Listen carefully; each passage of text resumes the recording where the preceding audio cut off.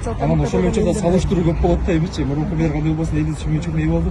Ошол жакта сиз эми акылыңызга кандай болуп атат, чын айтсаңыз? Биринчиден саламатсыздарбы? Рахмат. Мен мына Кудай буйруса мэр катары бүгүн жумушумду баштап атам. Мындан ары сиздерге, прессага, журналисттерге, элге, блогерлерге баарына ачык болобуз. Ачык айырым иштешебиз.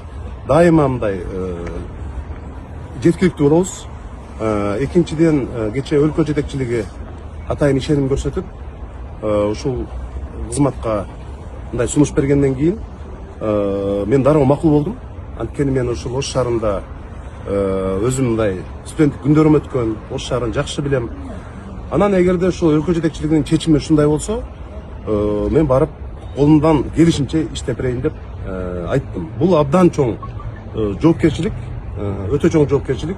Анткени өзүңүздөр билесиздер, мына Жеңишбек Токторбаев дагы күн түн дебей мындай иштеди.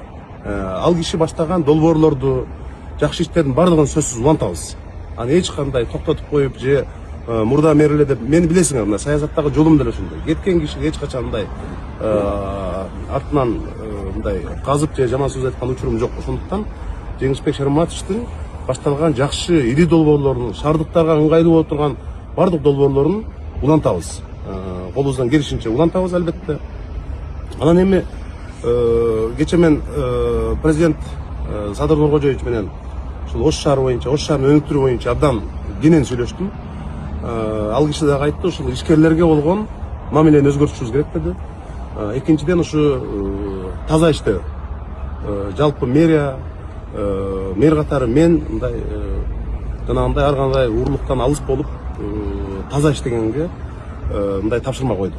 Ошондуктан биз иштейбиз, эми ишенимди актайбыз. Биринчи кезекте ушул шаардыктарга болушунча бир мындай ыңгайлуу шарттарды түзгөнгө аракет кылабыз. Анан эми дагы бир канча долбоорлорубуз болот. Муну эми эртең шаардык кеңеш менен сүйлөшөбүз. Башкы план,